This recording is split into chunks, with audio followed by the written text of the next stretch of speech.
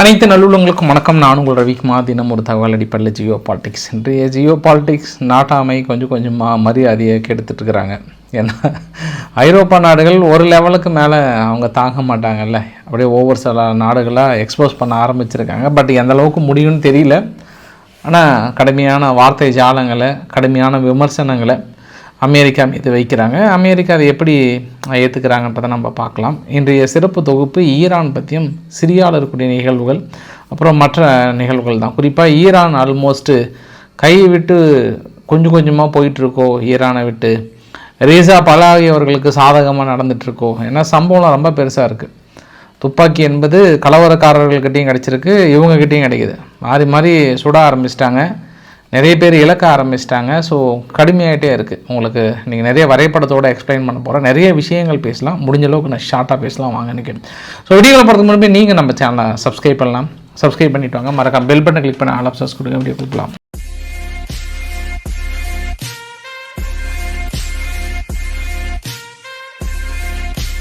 குறிப்பாக கடந்த ஒரு 4-5 நாட்களாக ட்ரம்ப்போட அதிரடி ஸ்டேட்மெண்ட்னால நிறைய உலக தலைவர்கள்லாம் நிலை குலைஞ்சு போயிருக்கிறாங்க. ஏன்னா யார் யாரை மார்க் பண்ணி பேசுவார்னே தெரியல. திடீர்னு அவர் எல்லாத்தையுமே மார்க் பண்ணி பேச ஆரம்பிச்சிட்டார்.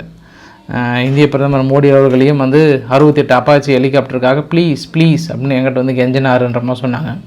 அப்புறம் மேக்ரன் அவர்கள் டொனால்ட் ப்ளீஸ் அப்படின்ற மாதிரி சொன்னார்ன்ற மாதிரி அவர் கிட்டத்தட்ட ஐரோப்பா நாடுகள் எல்லாமே அந்த ஒரு எகத்தாளமான ஒரு பார்வை, நாங்கள் இல்லைன்னா உங்களை காப்பாற்ற முடியாது, இந்த மாதிரியான ஒரு வார்த்தைகள்லாம் கொஞ்சமாவது அந்த பக்கம் சொரணை வந்திருக்கா அப்படின்னா ஏதோ கொஞ்சமாக வரும் போல அப்படின்னு தோணுது. 2 நாடுகள், ஜெர்மனியினுடைய பிரசிடெண்ட் ஃப்ராங்க் வால்டர் அவர்கள் ரொம்ப கடுமையான விமர்சனத்தை ட்ரம்ப் மீது வைத்திருக்காங்க. ட்ரம்ப்போட ஃபாரின் பாலிசி, அவர் இந்த குளோபல் ஆர்டர், குறிப்பாக வேர்ல்டு ட்ரேட் ஆர்கனைசேஷனுடைய ஒட்டுமொத்த அந்த சித்தாந்தத்தையே உடைச்செறிகிறாரு. டெமோக்ரஸியை பற்றி பேசுகிற அவங்க டெமோக்ரஸி என்ற போர்வையில் அன்பிரசன்டட் ப்ரெஷர் கொடுக்குறாங்க. இது எந்த வகையிலும் ஏற்றுக்கொள்ள முடியாத ஒரு பாயிண்ட் ஆஃப் வியூவில் பார்க்குறாங்க. அது வேணால் உண்மை தான். எந்த அடிப்படையில் இப்போ வேர்ல்டு ட்ரேட் ஆர்கனைசேஷன் எதன் அடிப்படையில் உருவாக்குனீங்க? ஏன் ஒரு நாட்டின் மீது இன்னொரு நாடு பொருளாதார தடைகளை விதிக்கணும், இல்லை வரியை விதிக்கணுன்றது எல்லாமே காமன் ரூலாக இருந்தது. அதாவது அமெரிக்கா ஆதிக்கம் செலுத்துறதுக்கு முன்னாடி வரைக்கும். இப்போ ரஷ்யா உக்ரைன் வாருக்கு அப்புறம் இந்த வேர்ல்டு ட்ரேட் ஆர்கனைசேஷன் ஒன்று இருக்கான்ற ஒரு கேள்வி இந்த இடத்துல விளைந்திருக்கிறது. அதுவும் இன்றைக்கெல்லாம் சொன்ன ஸ்டேட்மெண்ட்டு பாருங்கள், 500% வரின்றார். யார்? ரஷ்யாக்கிட்ட யாரெல்லாம் கேஸ் அண்ட் ஆயில் வாங்குறாங்களோ 500% வரின்றாங்க. அப்போ அந்த 500% வரி என்பது ஐரோப்பாவுக்கு சேர்த்தி தான். ஐரோப்பா 2027 வரைக்கும் எக்ஸ்டென்ஷன் கேட்டிருக்காங்க. அப்போ அவங்களுக்கும் வரி விதிக்க போகிறாங்க, சீனாவுக்கும் வரி விதிக்க போகிறாங்க, இந்தியாவுக்கும் வரி விதிக்க போகிறாங்க. அதை விட்டுட்டு மறுபடியும் நீங்கள் இந்தியாவையும் சீனாவும் மட்டுமே நீங்கள் குறிவைத்து பேசுவது என்பது அப்போ எந்த வகையில் நியாயம்? எப்படி ஐரோப்பா வாங்குறது எப்படி விடுறீங்க? அதனால் அவர் பேசுகிறது அவருடைய நட்பு நாடுகள். இன்றைக்கி ஃப்ரான்ஸினுடைய பாட்டியோட பேரனாக தான் எனக்கு ஃப்ளோவில் டக்குன்னு வந்துடுது. மேக்ரன் அவர்கள் இந்த குளோபல் ஆர்டரே ஒட்டுமொத்தமாக சிதைச்சிட்டாங்க. கொஞ்சமாக அமெரிக்கா தனது மரியாதையை இழந்துட்டு வராங்க. நம்ம ஒருத்த நாடுகளை மிரட்டி தான் பணிய வைக்கணும், இல்லை பெரிய அளவுக்கு ப்ரெஷர் கொடுத்து தான் பணிய வைக்கணும்லாம் இல்லை. இது வரைக்கும் ஃப்ரான்ஸுடைய வரலாற்றை எடுத்து பாருங்கள். நம்ம நட்பு நாடுகளை ஈக்குவலான ஒரு ட்ரீட்மெண்ட் கொடுத்துருக்கோம், அங்கீகாரம் கொடுத்துருக்கோம், அவங்களுக்கான ரெஸ்பெக்ட் கொடுத்துருக்கோம். இது எல்லாம் கொடுத்து தான் மரியாதை வாங்கியிருக்கோம். நம்மளோட வழக்கம் எல்லாமே அப்படி தான் இருக்குது. ஆனால் அமெரிக்கா அப்படி இல்லைன்னு வெளிப்படையான ஒரு விமர்சனம். நேரடியாகவே ரொம்ப நெருங்கிய நட்பு நாடுகளை மிரட்டுறது, வரி போடுறன்னு சொல்கிறது, இது எல்லாமே டோட்டலாகவே இந்த இன்டர்நேஷ்னல் லாவை சிதைக்கிற மாதிரி இருக்குது. இதை ஏற்றுக்கொள்ள முடியாத ஒரு நிகழ்வுன்றாங்க. குறிப்பாக இன்று இந்த டைலாக் சொல்வதற்கான காரணம் என்னென்னா, இன்றைக்கி வெளியுறவுத்துறை அமைச்சர் ஜெய்சங்கர் அவர்கள் ஃப்ரான்ஸில் இருந்தாங்க. அடுத்தடுத்து அக்ரிமெண்ட் போடுறதை ஒத்துக்கிருக்காங்க. அது இல்லாமல் ஃப்ரான்ஸினுடைய மேக்ரன் அவர்கள் இங்கே இந்தியாவுக்கு வரதான் ஒத்துக்கிறாரு. அப்போ இதெல்லாம் அதை யதார்த்தத்தை புரிந்து கொள்ள முடிகிறது. இன்னொரு விஷயம் கொண்டா மனசுக்குள்ளே தோணுச்சு எனக்கு. அவர் வேறு இப்போ ஜனவரி எண்டோ பிப்ரவரியிலையோ ட்ரம்ப் அவர்கள் வரணுன்னு வேறு சொன்னார்ல. இப்போதைய சூழ்நிலைக்கு இந்தியா வந்தார்னா எதிர்கட்சிகளுக்கு மிகப்பெரிய ஒரு கண்டென்ட்.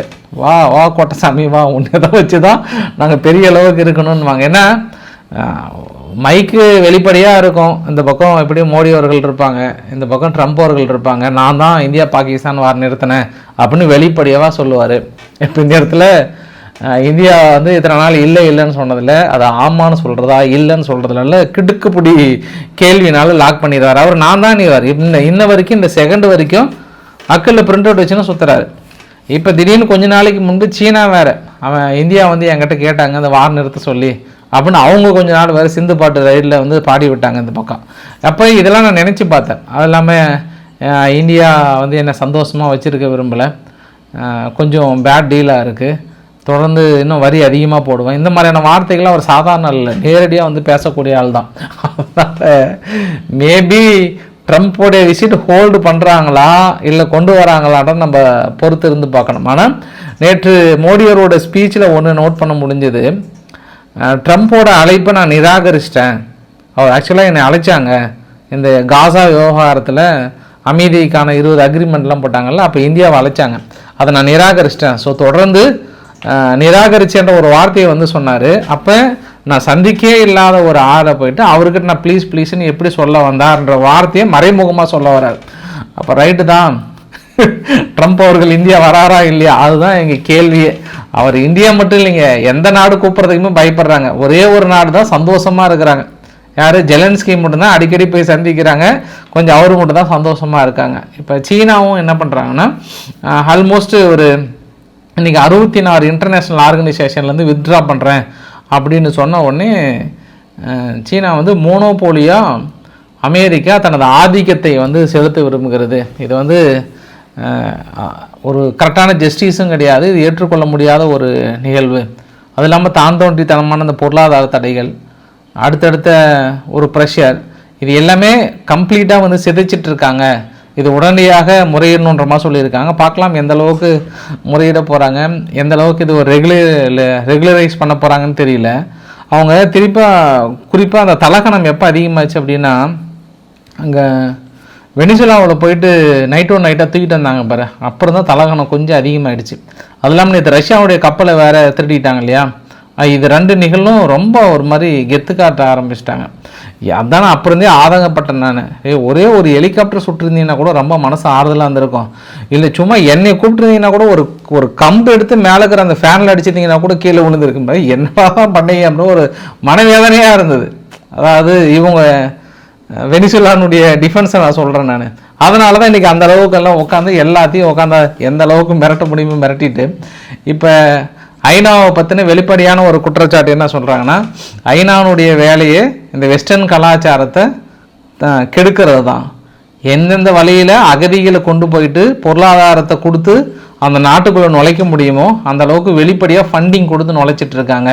இது பேர் நீங்கள் வந்து ரன் பண்ணுறது ஐநாவா, ரெஸ்கேல்ஸ் அப்படின்ற மாதிரி வந்து ஐநாவை பிடிச்சி திட்டி விட்டார். இது பேசாமல் நீங்கள் இதுக்கப்புறம் யாருமே அந்த ஆலாமரத்து அடியில் தீர்ப்பு சொல்லவும் சொல்லாதீங்க, எதுவும் பண்ணாதீங்க. அவங்கவுங்க சொம்பு அவங்கவுங்க எடுத்துகிட்டு கிளம்புங்க. சும்மா ஆளாளுக்கு ஐநாவை கூட்டி இது வரைக்கும் ஐநாவில் சாதிச்சது என்னங்க அப்படின்னா நத்திங், ஒன்றுமே கிடையாது. ஏமாந்த சோழகிரி நாடுகள் மீது இந்த தடை ப்ரெஷரு அதெல்லாம் சேர்ந்து பண்ணியிருக்கீங்க, வேறு ஒன்றுமே கிடையாதுங்க. ஆனால் இது எல்லாத்துக்கும் ஒரு செக் அப்படின்னா, வெனிசுலானுடைய பிரசிடென்ட் டெல்சி ரோட்ரிகஸ் அவர்கள் என்ன சொன்னாங்கன்னா, இவங்கக்கிட்ட பேச்சுவார்த்தை நடத்தினாங்களா என்னன்னே தெரியல. ட்ரம்ப் அவர்கள் நான் பாட்டுக்கு 40 50 மில்லியன் அளவுக்கு பேரல் நாங்கள் பேச்சுவார்த்தை நடத்திட்டோம், அவங்க கொடுக்குறேன்னாங்க, கண்டிப்பாக கொடுத்தே ஆகணும், மறுபடியும் அந்த ஃபண்டு வந்து எங்களுடைய கண்ட்ரோலில் தான் இருக்கும், அது வளர்ச்சிக்காக அதை மட்டும்தான் நாங்கள் பயன்படுத்துன்ற மாதிரிலாம் சொன்ன உடனே அவங்க இன்றைக்கி என்ன சொன்னாங்கன்னா, எங்ககிட்ட எனர்ஜி பவர் ஹவுஸ் இருக்குது இல்லையா, வெனிசுலானுடைய எனர்ஜி பவர் ஹவுஸ் தான் எங்களுடைய சீரியஸ் சேலஞ்சஸாக இருக்குது. சீரியஸ் சேலஞ்சஸ் அப்படின்னா, எங்ககிட்ட ட்ரக் இருக்குன்றாங்க, எங்கள் நாட்டில் டெமோக்ரஸி இல்லைன்றாங்க, ஹியூமன் ரைட்ஸை மீறிட்டாங்கன்னு சொல்கிறாங்க. இந்த மாதிரி மெனி அதாவது எக்ஸ்கியூசஸ், இது மாதிரி நிறைய விஷயங்கள் எங்கள் நாட்டின் மீது அடுக்கடுக்காக சொல்கிறாங்க. இப்போ சொல்கிறவங்களோட ஒரு ரியல் கோல் என்ன அப்படின்னு ஒரு லைனில் நீங்கள் எடுத்து போட்டிங்க அப்படின்னா, கண்ட்ரோல் ஆஃப் அவர் ஆயில். எங்கள் ஆயிலை எங்கள் எண்ணெய் நிறுவனங்களை அவங்க கட்டுப்பாட்டுக்குள்ளே கொண்டு வரணுன்றதுக்காக இந்த மாதிரி பலவித குற்றச்சாட்டுகளுக்கு நாங்கள் ஆளாகிறோம் இன்று வரை, இந்த நொடி வரை அப்படின்னு சொல்லிட்டாங்க. சரி, அது கரெக்டு தானே. எண்ணெய் வளத்தை திருடணும் அப்படின்னா நீங்கள் ஏன் நிக்கோலஸ் மதுரை அவர்கள் குறி வைத்து திருடுனீங்க அப்படின்றதான் அவர் கொண்டு வராமே இந்த நிகழ்வுலாம் பண்ணியிருந்தா அவரே ஒத்துக்கணுப்பார். ஆனால் இதையெல்லாம் பண்ணி ஒரு காரணத்தை காட்டி கொண்டு வராங்க. இப்போ அடுத்த செக்கு இங்கே டென்மார்க்கு கிட்ட தான். மார்க்கோ ரூபியோ அவர்கள் அடுத்த வாரம் டென்மார்க்குக்கு போகிறாராம். அவங்க கூப்பிட்ருக்காங்களாம். அதனால் அங்கே போய் பேச்சுவார்த்தை நடத்திட்டு அதுக்கப்புறம் தான் நாங்கள் விலைக்கு வாங்கிறதா இல்லை மிலிட்ரி ஃபுல்லாக போயிட்டு இராணுவத்தின் மூலயமா எடுக்கிறதா இல்லை வேறு என்னெல்லாம் பண்ணலான்றது அங்கே போய் தான் நாங்கள் முடிவு பண்ண போகிறோன்றாங்க. ஆனால் ஐரோப்பா நாடுகள் எல்லாம் ஒன்றா நின்று நாங்கள் இல்லைன்னு சொன்னாலுமே அவங்க தலைவிதி அமெரிக்காவுக்கு அவங்க எழுதி கொடுத்தே ஆகணும். அவங்க 3 மாதத்துக்குள்ளே இதை நடத்துகிறாங்களா இல்லையான்னு பாருங்கள். கொஞ்சம் சீக்கிரமாக நடத்துனீங்கன்னா ஒன்று ஐரோப்பா நாடுகள் உடையும், இல்லை நேட்டோவிலிருந்து வெளியேறும். அதை கொஞ்சம் சந்தோஷமாக பார்க்கலான்னா இது கொஞ்சம் ஒரு 2-3 வாரத்துக்கு இழுக்கும். அதுக்கப்புறம் தான் மறுபடியும் சூடு பிடிக்குன்னு நினைக்கிறேன். இது அங்கே இருக்கக்கூடிய ஒட்டுமொத்த தகவல்கள், என்னுடைய புலம்பல்கள் உங்களிடம் நான் ஒப்படைத்து விட்டேன். இதுவரை நடந்த நிகழ்வுகள், ட்ரம்ப்னால உலக நாடுகள் உலக தலைவர்கள் எல்லா பொருளாதார ரீதியாக பெரிய பாதிப்பு. இன்றைக்கி ஒரே ஒரு ஒற்றை வார்த்தை 500% வரின்னு போட்ட உடனே இன்றைக்கி இந்தியாவுடைய பங்கு சந்தைகள் போட்டு பயங்கரமாக ஆட்டம் கண்டுருச்சு. இந்தியா மட்டும் இல்லை, எல்லா இடத்துலையும். இப்போ அவங்க முதலீட்டாளர்கள்லாம் சொல்லியிருப்பார் காலையிலே, இந்த மாதிரி நான் ஒரு வார்த்தை ட்வீட் போடுறேன், எல்லோரும் சேல்ஸ் பண்ணிவிடுங்கன்ட்டு. சேல்ஸ் பண்ணதுக்கப்புறம் என்ன பண்ணார், ஃபுல்லாக அடின்னு அடித்து கீழே வந்திருக்கும். இப்போ அவங்க முதலீட்டாளர்கிட்ட கூப்பிட்டு எப்போ அடி மற்ற ரேட்டுக்கு இருக்குது ஷேர்லாம் கொஞ்சம் வாங்கிருந்ததுக்கப்புறம் மறுபடியும் இல்லை நான் கொஞ்சம் ரீகன்சிடர் பண்ணுறேன்னு சொன்னால் மறுபடியும் இந்த ஷேர் வேலை ஏறும், அவங்க கெயின் அடைஞ்சு. இதே வேலை தான் அவங்களுக்கு. கொஞ்ச நாளாக கொஞ்சம் அந்த வரி விதிக்கிறேன் அதை விதிக்கிறேன்னு சொல்லாமல் இருந்தார். மறுபடியும் இதில் ஃபோர்ஜரி பண்ணி உலகத்தை ஏமாற்றி வரி விதிக்கிறேன் அதை விதிக்கிறேன்னு சொல்லி ஃபோர்ஜரி பண்ணி ஷேர் மார்க்கெட்டை வந்து சீர்குலைச்சிட்டு இருக்கிறார் அப்படின்றது நான் அன்று முதல் என்னைக்கெல்லாம் இவர் வரி விதிக்கிறேன்னு மற்ற நாட்டின் மீது சொல்கிறாங்களோ, அமெரிக்காவில் இருக்கக்கூடிய ட்ரம்ப்புடைய நெருங்கிய வட்டாரங்களை ஃபுல்லாக அடித்து பிடிச்சி கழுத்தை பிடிச்சி விசாரித்தோம் அப்படின்னா எங்கெல்லாம் இன்வெஸ்ட் பண்ணுறாங்க, எங்கெல்லாம் பங்கு சந்தையிலேருந்து வெளியே வராங்கன்றது ரொம்ப தெளிவாக தெரியும். பட் எங்கே கேட்குறது, உலகம் நாட்டாங்கட்டம் போய் என்ன கேட்குறது, ஐயா ஒன்றும் இல்லைங்க ஐயான்னு நம்ம வந்துட வேண்டியது தான். அடுத்து நம்ம ஈரான்கிட்ட போயிடலாம். ஈரான் கொஞ்சம் ட்ரபிள் தாங்க, சீரியஸாகவே பெரிய ட்ரபிள் தான். காலைல ஆர்கே சேனலில் கூட உங்ககிட்ட சொல்லியிருந்தேன் நான். ஒரு ஐஆர்ஜிசினுடைய லெப்டினன்ட் கமாண்டர் ஒருத்தர் போகிறாரு, ரொம்ப ஹை பொசிஷனாக இருக்கிற காரில் போகிறாரு. ஒருத்தர் துப்பாக்கியில் போயிட்டு போட்டாங்க டப்புன்னு. இன்னொரு இடத்துல பார்த்தோம் அப்படின்னா இன்னொரு ஐஆர்ஜிசினாலும் பைக்கில் போகும்போது டக்குன்னு போட்டாங்க. அப்புறம் அந்த சுலைமானியோட சிலைகள், அப்புறம் ஈரானுடைய எம்பளம்லாம் பெரிய அளவுக்கு வைத்திருக்காங்கல்ல, அதெல்லாம் சும்மா புல்டோசர் விட்டு தூக்குற அளவுக்கு வந்துட்டாங்க. ஈரானுடைய முக்கிய 2-3 நகரங்கள் கைவிட்டு போயிடுச்சு. இது எல்லாமே நாளுக்கு நாட்கள் ஈரானில் போராட்டம் அதிகமாகி கொண்டு இருக்கிறது. ஒரு சின்ன எக்ஸாம்பிள் உங்களுக்கு வரைபடத்தோடு எக்ஸ்பிளைன் பண்ணணும்னு விரும்புகிறேன். நான் வீடியோ பதிவுகள் நிறைய வருது, நம்ம வீடியோ பதிவுகள் பார்க்குறத விட வரைபடங்களாக காட்டணும்னு நான் விரும்புகிறேன். நான் முதல் வரைபடம் இது 6ஆம் தேதியும் 7ஆம் தேதியும் 6ஆம் தேதி 7ஆம் தேதி இந்த டாட்டா இருக்குது பார்த்தீங்களா, இது எல்லாமே இந்த பச்சை கலர் எல்லாமே இன்டர்நெட் அவங்க கட் பண்ணால் கூட அந்த ஏரியாவெல்லாம் தொடர்ந்து பெரிய அளவுக்கான லா என்ஃபோர்ஸ்மெண்ட்லாம் நிறுத்தியிருந்தால் கூட ப்ரோட்டஸ்ட் தொடர்ந்து நடந்துகிட்டே தான் இருக்குது. உங்களுக்கு ரொம்ப கிளியராக சொல்லணும் அப்படின்னா அடுத்தடுத்து 2 வரைபடங்கள் உங்கள்கிட்ட காட்ட விரும்புகிறேன். இது 7ஆம் தேதி 7ஆம் தேதி நான் சொன்னேன், ஈராக்கினுடைய பக்கத்தில் இருக்குது பார்த்தீங்களா, அந்த கை அப்படி மடிக்க பிடிச்ச மாதிரி ஈராக்கினுடைய பக்கத்தில் அது முழுமையாக யாரோட கட்டுப்பாட்டு போச்சுன்னா போராட்டக்காரரோட கட்டுப்பாட்டில் தான் இருக்குது. அங்கே நிறையா துப்பாக்கி சூடுகள் அது மாதிரிலாம் பெரிய அளவுக்கு நடந்திருக்கு. ஈராக்குக்கிட்டையும் உதவி கேட்டிருக்காங்க. இது 7ஆம் தேதி நேற்று நான் சொன்னது. இது 8ஆம் தேதி இன்றைக்கி நடந்தது என்னென்னா, இன்றைக்கி அதாவது நேற்று 7893 இடத்துல போராட்டம், இன்று அதை விட அதிகமான ஒரு போராட்டம். ஈரான் வரலாற்றிலே இது அதிக போராட்ட களமாக நம்ம பார்க்குறோம். நம்ம அதாவது தெஹ்ரானுக்கு மேலே கிட்டத்தட்ட இவங்க எல்லாமே ஈராக்கை ஒட்டி அதுக்கு மேலே துருக்கி பீஸ் அந்த சைடு தான் போராட்டங்கள் கொஞ்சம் ரொம்ப அதிகமாக இருக்கிறத தென்படுகிறது. இன்றெல்லாம் கடுமையான நிறைய இடத்துல துப்பாக்கி சூடு நடத்தப்பட்டிருக்கிறது, கடுமையான எச்சரிக்கைகள் கொடுக்கப்பட்டிருக்கிறாங்க. ஸோ இந்த போராட்டம்லாம் நம்ம ஒருங்கிணைச்சு பார்க்கும்போது ஈரான் தனது கட்டுப்பாட்டுக்குள்ளே கொண்டு வரல அப்படின்னா அது பெரிய ட்ரபிள் ஆகிடும். இன்றைக்கி அப்பாச்சின்னு அராக்சி அவர்கள் யாருன்னா ஈரான் வெளியுறவுத்துறை அமைச்சர் மறுபடியும் ஈரானில் அமெரிக்காவையும் இஸ்ரேலையும் கடுமையாக விமர்சனம் பண்ணுறாங்க. இந்த போராட்டத்துக்கு அவங்க தான் பெரிய அளவுக்கு பின்னாடி நடத்துகிறாங்கன்றாங்க. இது பெருசாக நம்ம வசனத்துக்கோ மற்றத்துக்கோ கரெக்டாக இருக்கும். இது எல்லா நாட்டுக்குள்ளேயும் இது பிரதானமாக பிரதிபலிக்கிற ஒரு கண்டென்ட்டு தான். அவங்க நாட்டுக்குள்ளே கட்டுப்படுத்த முடியலன்னா வெளிநாடுகளோட தலையீடு இருக்குன்னா அந்த வெளிநாடுகளோட தலையீடை கட்டுப்படுத்த தவறியது உங்களோட குற்றம். இப்போ இஸ்ரேல் வந்து நேரடியாக கட்டுப்படுத்துகிறாங்க அப்படின்னா அதை எப்படி இத்தனை நாள் என்ன பண்ணீங்க நீங்கள்? எப்படி அவங்க தலையிட்டாங்க? முடிக்க நீங்கள் மொசாத்தை வந்து கைது பண்ணீங்களா இல்லையா? ஒரே ஒரு சின்ன ஆளை கூட விடாமல் அவங்கள பிடிச்சி வீடியோவை போட்டு 25 பேர் 35 பேரை தூக்கு தண்டனை கொடுத்து வச்சுருக்கீங்க நீங்கள். அதையெல்லாம் தாண்டி மறுபடியும் அவங்க தலையீடு இருக்குது அது இருக்குது அப்படின்னா உங்கள் மீது இருக்கக்கூடிய இன்டர்னல் ஃபால்ட் இல்லாமல் அவங்க வந்து போராட்டங்கள் இந்த அளவுக்குலாம் வெடிக்கிறதுக்கான வாய்ப்புகளே இல்லை. இதை மறைப்பதற்காக மறுபடியும் நீங்கள் இஸ்ரேலு அமெரிக்கா அப்படின்னு சொல்லிட்டு இருந்தீங்கன்னா கூடிய விரைவில் ரேசா பலாவியாவோட கைக்கு வந்து ஆட்சி சென்றுவிடும். பெரும்பாலான போராட்ட இடத்துல வந்து ரேசா பலாவியாவோட ஸ்லோகன் வந்து பெரிய அளவுக்கு ஒலிக்கிறது. இன்று கூட ஒரு ஃபேமஸான ஜெர்மனி பத்திரிகைகளில் பார்த்தேன் நான்.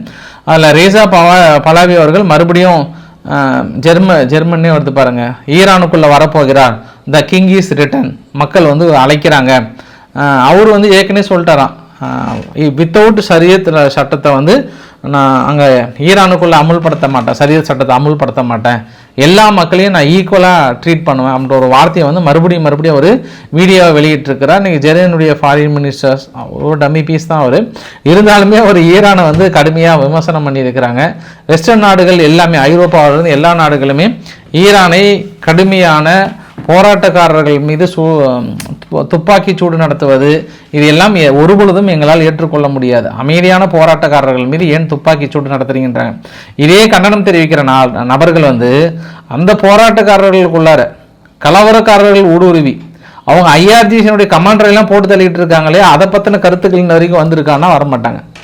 ஏன்னா அவங்க பொதுமக்கள் மீது துப்பாக்கி சூடு நடத்துறது தான் பெரிய விஷயம். ஆனால் ஈராக்கினுடைய எல்லை பகுதி உள் வழியாக மக்களிடம் ஆயுதம் வந்து சேர்ந்து விட்டதா சொல்கிறாங்க. இன்னும் கொஞ்சம் இவங்க கட்டுக்குள்ளே கொண்டு வரலன்னா ஒரே ஒரு வாரத்தில் பெரிய மாற்றங்கள் ஏற்படுத்தும் ஈரானுக்குள்ளார. இது ஜென்சி போராட்டத்தை விட மிக மோசமான போராட்டமாக உருவெடுத்து விட்டது. பார்க்கலாம், மிக கடுமையான அடக்குமுறையை கையாண்டிருக்காங்க ஈரான். இப்போ சமீபத்தில் கேள்விப்பட்டேன், கண்டதும் சுட உத்தரவுன்ற மாதிரிலாம் வந்து கேள்விப்பட்டேன். பட் எவ்வளோ பேர்த்த சுடுவாங்கன்னு தெரியல. மக்கள் தைரியமாக இறங்கி வந்திருக்கிறாங்க. இது அங்கே இருக்கக்கூடிய நிகழ்வுகள். அப்புறம் நான் அடிஷ்னலாக ஒரே ஒரு நிகழ்வு, ஆல்மோஸ்ட் சவுதி தனது முழுமையாக கட்டுப்பாட்டுக்குள்ளே கொண்டு வந்துட்டாங்க. இது கற்பனைக்கு எட்டாத ஒரு செய்தி தான். நேற்று சொல்கிறேன், இன்றைக்கி சொல்கிறேன். டிசம்பர் 9ஆம் தேதி பாருங்கள், இந்த கத்திரி புகழர் டார்க்காக இருக்குல்ல, இந்த குரூப்ஸ் எல்லாம் வந்து எஸ்டிசியினுடைய குரூப்ஸ் எப்போ டிசம்பர் 9ஆம் தேதி எடுத்த பதிவுங்குது. இந்த பச்சை கலர் கீழே அவதிக்கு கீழே எவ்வளோ சும்மா ஜெகதோதியாக இருக்காங்க பாருங்கள். இந்த ஹேடன் இடத்துலலாம் பாருங்கள் ஒரு சில போராட்டங்கள்லாம் நடந்தது. ஆனால் பெருசாக உள்ள நுழைஞ்சி பயங்கரமாக பிடிச்சாங்க. அதே இப்போ பாருங்கள், ஜனவரி 2லிருந்து 7க்குள்ளார 2024 எல்லாத்தையும் முடிச்சிட்டாங்க. இந்த ரெட் கலர் இருக்குது பாருங்கள், இது எல்லாமே எஸ்டிசியினுடைய கட்டுப்பாட்டில் இருந்தது. என்எஸ்எஃப்னுடைய கட்டுப்பாட்டுக்கு முழுமையாக வந்ததாக அனௌன்ஸ் பண்ணிட்டாங்க. இந்த ஏடென்ற துறைமுகம் மிகப்பெரிய ஒரு துறைமுகம், அது சவுதியினுடைய கட்டுப்பாட்டுக்கு முழுமையாக வந்தது. அப்போ இது மிகப்பெரிய ஒரு சாதனையாக பார்க்குறாங்க. ஜஸ்ட் ஒரு 7 டேஸில் ஒட்டுமொத்த படையும் வீழ்ச்சி விட்டு அப்படியே சுற்றி வளைச்சிட்டாங்க ஏமனுக்குள்ளார. இது பெரிய ஒரு மாற்றமாக பார்க்கலாம். சரி, இப்போ நம்ம சிரியாவை பற்றி பேசியே ஆகணும். நம்ம காரணம் என்ன அப்படின்னா, இன்றைக்கி தான் ஒரு சில பத்திரிகைகள் லைட்டாக பேச ஆரம்பித்திருக்காங்க. வெரி குட், நம்ம முன்னாடியே சொன்னமே அப்படின்னு நினச்சேன் நான். ஜுலானி அதாவது பெருசாக காயமடைஞ்சிருக்கிறார். டமாஸ்கஸ் பகுதியில் கொஞ்சம் காயமடைந்திருக்கிறார், சிகிச்சை பெற்றிருந்தார், இப்போ கொஞ்சம் நல்லா இருக்கிறார்ன்ற செய்தி கொஞ்சம் கொஞ்சமாக பத்திரிகைகளை வந்து எழுத ஆரம்பிச்சிட்டாங்க. உடனே அவர் மேபி யார் சொல்ல ட்ரை பண்ணியிருப்பாங்கன்னா ஈரான் ட்ரை பண்ணியிருக்கோன்ற மாதிரி இன்றைக்கி இஸ்ரேல் வந்து லைட்டாக கசிய விட்டாங்க நியூஸ் மூலிமா. ஏன் அப்படின்னா குறிப்பாக இவர் யார், ஜுலானி அரசாங்கம் சிரியாவுக்குள்ளே வந்ததுனால ஹெஸ்புல்லானுடைய ஆதிக்கம் தலை தூக்க முடியல, ஈரானுடைய ஆதிக்கம் தலை தூக்க முடியல, துண்டித்ததுனால அவங்க தான் இவர் கொல்லணும்னு நினச்சிருப்பாங்க. இது நாங்கள் ஏற்கனவே நாங்கள் இன்டர்னலாக வான் பண்ணோம் அப்படின்னு அவங்க சொல்கிறாங்க. பட் நம்மளுக்கு என்ன, ஈரான் வந்து வழக்கமாக இஸ்ரேல் வந்து இந்த டைலாக்கை சொல்லும். எப்போ அங்கே அமெரிக்காவிலேயே போயிட்டு ட்ரம்ப்போட காது இந்த பக்கம் லைட்டாக சுட்டாங்கல்ல, அப்பயே ஈரானுக்கு சம்பந்தம்னு சொல்லிட்டு யார் போய் சொன்னது, நெதன்யாகு அவர்கள் போய் அங்கே சொன்னார். அதனால் இந்த மாதிரி சம்பவங்கள் எடுத்த உடனே இஸ்ரேல் என்ன பண்ணுவாங்கன்னா டைரெக்டாக ஒரே ஒரு அடி, ஈரான் தான்ப்பா எல்லாத்துக்கும் காரணம், எனக்கு தெரியும், மொசாத் சொல்லிடுச்சுன்ற மாதிரிலாம் சொல்லுவாங்க. பட் இன்டர்னல் ப்ரெஷர்ன்றது நம்ம என்ன பேசிக்கிட்டோம், ஜுலானி அரசாங்கம் இஸ்ரேல் கொஞ்சம் கோஆப்ரேட் பண்ணல அப்படின்னா கண்டிப்பாக போடுறதுக்கு வாய்ப்பு இருக்குது, மோசமான ஒரு சூழ்நிலைன்ற மாதிரிலாம் பேசணும்ல. பட் ஜுலானி அரசாங்கம் என்ன புரிஞ்சுக்கிட்டாங்கன்னா, அலிப்போ பகுதியில் ஒரு சில ISIS குரூப் எல்லாம் இணைந்து மேபி ஒரு போட்டிருக்கலாமான்ற அடிப்படையில் தான் கடந்த 2 நாட்களாக அலிப்போ பகுதி, அதாவது துருக்கிக்கு பக்கத்தில், இந்த வரைபடத்தில் சும்மா நான் உங்களுக்கு ரெஃபரன்ஸுக்காக காட்டுறேன். நான் இந்த இடிலிப் அலிப்போ, இது மேலே துருக்கி இருக்குது, அப்புறம் வந்து அல்பேப், இந்த பகுதியில் தாங்க இப்போ கடுமையான துப்பாக்கி சூடு, மக்களை அதிரடியாக வெளியேற்ற வைக்கிறாங்க. துப்பாக்கி சூடு, பெரிய தாக்குதல். ஆனால் இதுவரை இல்லாத அளவுக்கு ஜுலானி அரசாங்கம் இந்த அளவுக்கு தாக்கல் நடத்துகிறாங்க. அப்போ இதுக்கு எல்லாத்துக்கும் என்ன காரணம்னு துருக்கி சொல்கிறாங்கன்னா, இங்கே இருக்கக்கூடிய SDF, சிரியன் டெமோக்ராட்டிக் ஃபோர்ஸஸ் இருக்காங்களா, அந்த குர்திஸ் ஃபோர்ஸஸ் இருக்காங்க இல்லையா, அவங்க பண்ண ஹைலி ட்ராமா அப்படின்னு அவங்க சொல்கிறாங்க. இஸ்ரேல் என்ன சொல்கிறாங்கன்னா, முழுக்க முழுக்க துருக்கி தான் காரணம். அதுவும் குறிப்பாக அங்கே இருக்கக்கூடிய மைனாரிட்டிஸ், குர்திஸ் மக்கள் மீதோ அலவேட்டிஸ் மக்கள் மீதோ பெரிய ஒரு இனப்படுகொலை நிகழ்த்தி கொண்டிருக்கிறாங்கன்றாங்க. இன்னைக்கு கூட அலிப்போ பகுதியில் நிறைய குர்திஸ் பெண்கள்லாம் வந்து பிடிச்சிட்டு போயிருக்காங்க. யார்? ஜுலானி அரசாங்கம் பெரிய அளவுக்கு பிடிச்சிட்டு போயிருக்காங்க. அவங்கள ரிலீஸ் பண்ணுறாங்களா இல்லை மேபி அவங்க செக்ஸ் அடிமைகளாக வச்சுக்கிறாங்களான்னு தெரியல. ஆனால் இந்த மாதிரி ஏன் நான் இந்த வார்த்தையை டைரெக்டாக சொல்கிறேன் அப்படின்னா, நிறைய பிடிச்சிட்டு போனவங்க ISIS பேட்ச் வந்து குத்திருந்தாங்கன்ட்டு அவங்க சேனல், யார், அல்ஜசீரா சேனலே சொல்லியிருந்தாங்க. ஜுலானி அரசாங்கம் அலிப்போ பகுதிக்குள்ளே நுழையும் போது பர்பஸாகவே நிறைய அவங்களுடைய இராணுவத்தினர் ISIS பேட்ச் வந்து குத்திருந்தாங்க. அப்போ இவங்க ISIS எதிர்த்து தான் போகிறாங்களா இல்லை அவங்களோட இணைந்து இந்த தாக்குதலை குர்திஸ் மீது நிகழ்த்துறாங்களான்றாங்க. ஆக்சுவலாக இந்த ஆங்கிள் மட்டும் நான் எப்படி பார்க்குறேன் அப்படின்னா, ISIS தீவிரவாதிகளுக்கும் குர்திஸ் இருக்கிறாங்க இல்லையா, அவங்களும் வந்து எலியும் போன மாதிரி எப்பவுமே அவங்க ஒத்து போகவே மாட்டாங்க, பயங்கர எதிரிகளாக இருப்பாங்க. ஏன்னா அது ஆரம்ப கால ஹிஸ்ட்ரி நம்ம பேச வேண்டாம், அது பெருசாக போகும் அது. அதனால இப்போ இவங்க ஜுலானி அரசாங்கம் என்ன பண்ணுறாங்கன்னா, ISISக்கு எதிரான தாக்குதல்னு சொன்னாங்கன்னா அப்போ குர்திஸ் மீது அவங்க தாக்கல் நடத்தக்கூடாது. ஆனால் அவங்க குர்திஸ் மீது தான் தாக்கல் நடத்துகிறாங்க. அங்களுடைய அலவேட்டிஸ் மக்கள் மீது தாக்குதலுக்கான வீடியோ பதிவுலாம் பாருங்கள். கொஞ்சம் கூட வாயில ஒரு சில பகுதியில் மக்கள் வலுக்கட்டாயமாக வெளியேற சொல்லிட்டு அந்த இடத்துல வந்து தாக்குதலை நிகழ்த்தி இருக்காங்க. அப்போ இந்த தாக்குதலை இஸ்ரேல் என்ன சொல்கிறாங்கன்னா, உடனடியாக நிறுத்த வேண்டும், அமெரிக்கா தலையிட வேண்டும். உடனடியாக நிறுத்தலை அப்படின்னா அங்கே இருக்கக்கூடிய மைனாரிட்டிஸ் வந்து பெரிய அளவுக்கு இறந்து போயிடுவாங்கன்றாங்க. அலவைட்டினுடைய கவுன்சிலினுடைய தலைவர் என்ன சொல்கிறாருன்னா, உடனடியாக நிறுத்தணுன்றாங்க. அப்போ அங்கே இருக்கக்கூடிய அவர் பேர் என்ன, குர்திஸ் ரீஜனுடைய பிரைம் மினிஸ்டர் பர்சானி அவர்கள் என்ன சொல்லிட்டாருன்னா, இனியும் நீங்கள் அலிப்போ பகுதியில் அங்கே இருக்கக்கூடிய குர்திஸ் மக்கள் மீது பெருசாக தாக்கல் நடத்தினீங்கன்னா நாங்கள் இந்த பக்கம் இருந்து வந்து அங்கே அடிப்போன்றாங்க. அப்போ இது வந்து சிரியா தாக்கல் நடத்துறதை விட துருக்கியுடன் இணைந்து பெரிய சித்து வேலைகளை செய்து கொண்டிருக்கிறார்கள். அங்கே பெரிய அளவுக்கு எஸ்கலேட் ஆகிட்டு இருக்கின்றது ஒரு கூடுதல் தகவலாக நம்ம இடத்துல அழுத்தம் திருத்தமாக சொல்ல முடியும். ஈராக்கில் ஒரு சம்பவம் நடந்து போச்சு. ஈராக்கில் வந்து ஒரு வேர்ல்டுலே லார்ஜஸ்ட் ஒரு எண்ணெய் நிறுவனம், ஒரு கம்பெனி ஒன்று இருக்குது. அது பேர் வந்து குர்னாட்டூன்னு சொல்லுவாங்க. குர்னாட்டூ ஆயில் ஃபீல்டோட பெரிய அளவுக்கு ஸ்டாக் யாருன்னா ரஷ்யாவுடைய லூக் ஆயில் நிறுவனம். 75% ஸ்டாக் இருக்குது. இப்போ கொஞ்சம் இடையில பர்மிஷன் கேட்டிருந்தாங்க ஈராக் வந்து அமெரிக்கா கிட்ட, அப்புறம் இல்லைன்ட்டாங்க. இப்போ அதிரடியாக இன்றைக்கி என்ன சொல்லிட்டாங்கன்னா, அதை ஒட்டுமொத்த அந்த எண்ணெய் நிறுவனத்தையும் ட்ரில் இருக்கு இல்லையா, உறிஞ்சி எடுத்துகிட்டு இருக்காங்களே எண்ணெயை, அது ஃபுல்லாக அரசாங்கத்தோட கட்டுப்பாட்டுக்குள்ளே கொண்டு வரோம். இது என்ன, இதுக்கப்புறமும் ரஷ்யாவுடைய ஷேர் அங்கே இருந்தது அப்படின்னா தேவையில்லாமல் அமெரிக்காவுடைய பொருளாதார தடைக்கு நாங்கள் மாட்டிக்கொள்வோம். அதனால் நாங்கள் அந்த இடத்துல நாங்கள் விடுறோன்ட்டாங்க. டைரெக்டாக அமெரிக்காவுக்கு விற்க போகிறாங்க. அதாவது ரஷ்யானுடைய 75% ஷேர் இருக்கக்கூடிய வேர்ல்டுலே செகண்ட் லார்ஜஸ்ட் ஆயில் ரிஃபைனரி இருக்கக்கூடிய ஒரு கம்பெனி அப்படியே ஒன்றுமே இல்லாமல் எந்த எதிர்ப்புமே இல்லாமல் சரணாகதியாக யார்கிட்ட போய் சேருது, அமெரிக்கா கிட்ட போய் சேரப்போகுது. எத்தனை நாடுகள்கிட்ட தான் ஆயில் திருட போகிறீங்க? எப்போ நாளைக்கு உலகத்திலே மோனோபோலியாக யார்கிட்ட போய் சேரப்போகுது, அமெரிக்கா கிட்ட போய் சேரப்போகுது என்பதும் மூலியமாக தெரிந்து கொள்ளலாம். அப்புறம் லெபனானில் ஒரு சில இன்சிடென்ட் நடந்திருக்கு. லெபனானுடைய மினிஸ்டர் ஆஃப் இன்ஃபர்மேஷன் என்ன சொல்லியிருக்கிறாருன்னா, ஒரு சில பகுதியில் நாங்கள் தொடர்ந்து ஆயுதங்களை கலெக்ட் பண்ண விரும்புகிறோம் அப்படின்றமா சொல்கிறாங்க. ஏன்னா தொடர்ந்து ஹெஸ்புல்லா வந்து ஆயுதம் இல்லாத ஒரு சூழ்நிலை உருவாக்கணுன்றாங்க. Israel video பதிவுமே வெளியிட்டிருந்தாங்க. இந்த மாதிரி லிட்டானி ரிவர் வரைக்கும் எங்கெல்லாம் அவங்களுடைய ஆயுதம் வைத்திருக்காங்கன்ற மாதிரியும் நாங்கள் கைப்பற்றிய ஆயுதங்களுடைய தொகுப்புகளும் வீடியோ பதிவுகளை வெளியிட்டிருந்தாங்க. இன்றைக்கி நெதன்யாகுவோட பிரத்யோக பேட்டியில் வந்து 2 விஷயத்தை குறிப்பிட்டிருந்தார். கிறிஸ்டியன் மக்களுக்கான பாதுகாப்பாக உணர்கின்ற ஒரு பூமி எதுனா அது இஸ்ரேல் மட்டும்தான். துருக்கி இன்னும் இந்த பக்கம் பெரிய அளவுக்கு பார்த்தோன்னா கிறிஸ்டியன் மக்களை பெரிய அளவுக்கு அடித்து துரத்தி இருக்காங்க. நாங்களால் பாதுகாப்பு கொடுக்குறோன்னு சொல்லிட்டு காசாவுக்குள்ளார டீமிலிட்டரைஸ்டுன்றது வேறு, அப்புறம் வந்து டீரேடிகலைஸ்டுன்றது வேறு. ஐ மீன் இப்போ ஐரோப்பாவுக்குள்ளார செகண்ட் வேர்ல்டு வாருக்கு முன்னாடி நாசிகள் பெருசாக வளர்ந்தாங்க, எங்களை கொல்றதுக்குன்னு நாசிகள் பெருசாக இருந்தாங்க. பட் அவங்க இன்றைக்கி இருக்காங்களான்னா இல்லை. ஐ மீன் டீரேடிகலைஸ்டு. அவங்கள பற்றி சொல்கிறதே இன்றைக்கி தப்பாக நினைக்கிறாங்க. அதே மாதிரி தான் காசாவுக்குள்ளே நாங்கள் உருவாக்கணும், அதனால் நீங்கள் ஆயுதங்களை போட்டு சரண்டர் ஆகணும், அதெல்லாம் கிடையவே கிடையாது. இங்கே டீரேடிகலைஸ்டு உருவாக்கணும்னு நினைக்கிறோம். இனி இந்த ஒரு குரூப்பே அந்த ஒரு இதே இருக்கக்கூடாதுன்றது நாங்கள் தெளிவாக இருக்கும். அதுக்கான முயற்சிகள் முழுமையாக இறங்குறோன்றாங்க. அப்போ காசாவுக்குள்ளே என்ன பண்ண போகிறார், அவங்களோட கனவுகள் என்னன்றதை சொல்லியிருக்கிறான்றதும் ஒரு கூடுதல் தகவலாக பார்க்க முடியும். நம்ம இந்த வீடியோவோட நிறைவு பகுதியில் ஜெலன்ஸ்கி வந்து பெரிய அளவுக்கு நம்பிக்கை தெரிவித்திருக்கிறார். நாங்கள் செக்யூரிட்டி கேரண்டிக்கான ஃபைனல் ஸ்டேஜுக்கு வந்துட்டோம், ஆல்மோஸ்ட் அமெரிக்கா வந்து சைன் பண்ணிட்டாங்க, எங்களுடைய பிக் அச்சீவ்மெண்ட் வந்து கிட்டத்தட்ட சக்ஸஸ்ன்ற மாதிரி தான் சொல்கிறாரு. இப்போது நிலைமைக்கு ஜெலன்ஸ்கி ஒரு சந்தோஷமாக இருக்கிறார். ஒரு 3-4 நாளாகவே ஆண்டவா நான் என்ன பண்ணுவேன், காற்று என் பக்கம் அடிக்க ஆரம்பிச்சிருச்சு.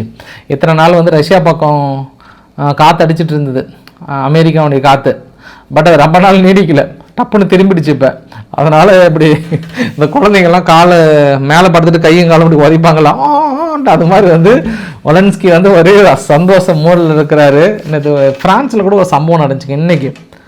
அங்கே ரஷ்யாவுடைய பேஸ்கெட் பால் பிளேயர் ஒருத்தர் அவர் இங்கே விளையாடுற வந்தபோது ஃப்ரான்ஸ் என்ன பண்ணிட்டாங்க, பிடிச்சிட்டாங்க, டீடைன் பண்ணி வச்சுக்கிட்டாங்க. அதுக்கு அவங்க என்ன கேட்குறாங்கன்னா, நீங்கள் எங்கள் நாட்டோட ஒரு பத்திரிகையாளர் ஒருத்தர் வந்து நீங்கள் சைபர் கிரைம் அடிப்படையில் நீங்கள் பிடிச்சி வச்சுருக்கீங்க, அவங்கள விடுதலை பண்ணுங்க, இவங்களை பண்ணுறன்றாங்க. அப்போ அந்த மோதல் வந்து நம்ம இருந்துகிட்டே தான் இருக்குன்னு நம்ம சொல்ல முடியும். அப்புறம் ஜெர்மனுடைய ஃப்ரைட் ரைஸ் அவர்கள் கூட என்ன சொல்கிறாங்கன்னா, ஃபஸ்ட்டு நம்ம சீஸ்ஃபயர் ஏற்படுத்தணும், அதுக்கப்புறம் தான் நம்ம தொகுதி பங்கீடை பற்றி பேசணும். ஆனால் ரஷ்யா தொடர்ந்து அடம் பிடிச்சிட்டு இருக்காங்க. இது வரைக்கும் எங்கள் ஐரோப்பாவில் இருக்கக்கூடிய ஒரு சிங்கிள் நாடு கூட உக்ரைனுக்குள்ளே போகணும், இந்த விவகாரத்தை எஸ்கலேட் பண்ணணும்னு நாங்கள் நினைக்கவே கிடையாது, அப்படி நினைக்கவும் மாட்டோம். அதனால் இது அமைதி வரதான் சாலச்சிறந்ததுன்றாங்க. திடீர் ஞானம் வந்த மாதிரி பேசுவாங்க அவங்களாம், திடீர்னு ஞானம் வந்த மாதிரி பேசுவாங்க. அப்போல்லாம் நம்மளுக்கு சந்தேகப்படணும், எதுக்கும் ஊத சொல்லணும், வாப்பா வந்து ஊதுப்பா அப்படின்னு கொஞ்சம் சந்தேகப்படணும். ஏன்னா சூழ்நிலை அந்த அளவுக்கு இருக்குது. அன்னைக்கு போயிட்டு பாரிஸில் போயிட்டு பயங்கரமாக வசனம் விட்டு வந்தீங்க, ஆஹா ஓஹோன்னு. இன்றைக்கி வந்து திடீர்னு முற்றிலும் திறந்த முனிவர் மாதிரியே வந்து பேசுவாங்க. அதனால் நம்ம ஏற்று தான் ஆகினாங்க. இன்றைக்கி ரஷ்யாவை சார்ந்த கப்பல் ஒன்று துருக்கி பக்கத்தில் போட்டாங்க. துருக்கியிலேருந்து ஒரு 30 மைல் பக்கத்தில் ஒரு ட்ரோன், உக்ரைனுடைய ட்ரோன் வந்து போட்டுருச்சு.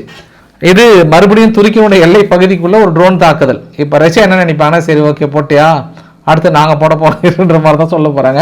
இந்த வீடியோ பதிவு பாருங்கள். இன்றைக்கி துருக்கியில் திடீர்னு ஒரு புயலுங்க, ஸ்ட்ராங் விண்டு, முன்னறிவிப்பின்றி ஒரு விமானமே தரையிறங்க முடியாமல் போயிடுச்சு.